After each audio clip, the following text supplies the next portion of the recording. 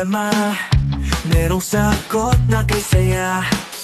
Sa simpleng bagay may diskarte, laging handa pag-thinking everything. Kahit anong hamon, hindi uurong, maski style, tuloy-tuloy lang to.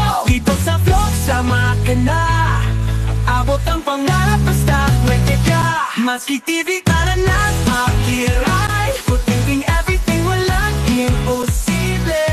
Sa channel, ikaw ay inspired, kaya natin to. Hey guys, simple tutorial lang. Naka-encounter na ba kayo ng ganito? Ayan yung Philips ko sa yung ulo, wala na. Salsal na. So, yung iba, okay siya, diba? Yan, oh. Ito, okay rin. Laluwagan ko na. Ayan. Saka to, ayan. Maganda siya. Ayan. Yun, diba? So, ang problema nito guys, binubuksan to na mayari kasi walang power. Ngayon, pagdating dito sa isang tornilyo, napilitan siya dalhin dito kasi hindi niya matanggal. So, ayan, nakita nyo? Ayan, hindi niya matanggal. So, titingnan natin kung kaya ni Matsuki kung anong diskarte para, kasi wala na, oh.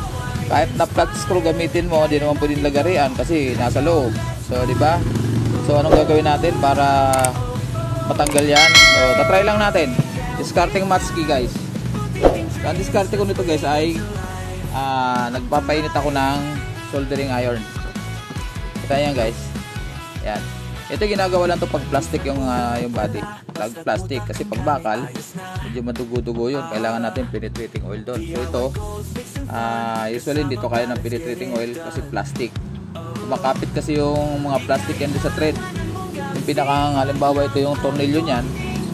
Papasok dito yung plastic. So kahit anong lagyan mo ng penetrating oil, eh baliwala yun. So ang kailangan natin is initin. Pag uminit to, siyempre lalambot yung plastic yung lahat ng mga kumapit dito, diba? So pag uminit ito, kaya dito natin initin sa dulo, dun sa pinakang ulo ng Phillips screw. May lang naman yan. So pag nainitan nyo, siyempre damay dito sa baba, diba? Ngayon, dahil ganyan kaikli lang yan, pag uminit na to, lahat ng kumapit na plastic ito lalambot siya. So kung sakaling matanggal natin at lumuwag, palitan na lang natin na medyo matabang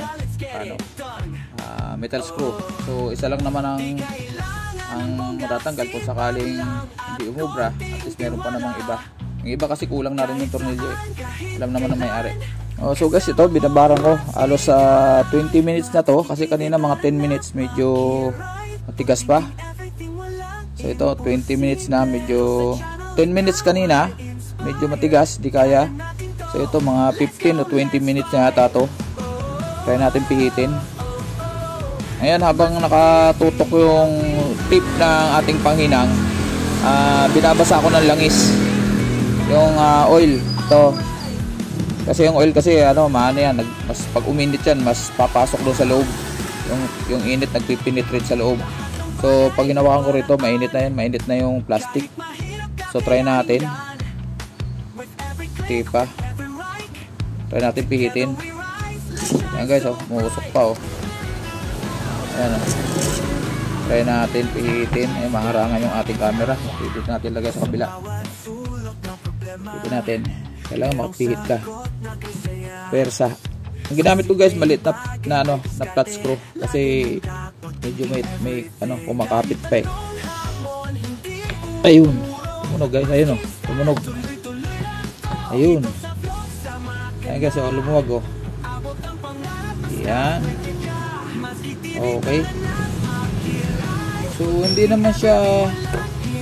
naman kumain ng plastic, pero meron sa dulo, ayan, oh, ayan, oh. Hindi makita. Ayan, oh. Kumapit yung plastic, ayan, oh. Yan ang nagpatigas. Yung kulay green, di ba? Ayan, oh. Ayan, oh. May naiiwan sa dulo. Ayan, so ganun gagawin natin guys pag ganun po ganitong hindi mapihit. Yung iba naman okay, malalambot na yan, oh. Isang pihit ko lang kanina, bagay linuwagan na kasi nung may-ari. Ayan, oh. Pero dito siya nahirapan, kaya dinala rito. Okay, ganun lang guys. At na-share ko lang sa inyo para kung sakaling magkaroon kayo ng ganung problema na hindi nyo matanggal dahil mahigpit at nabusalsal na yung ulo guys sa antena nyo.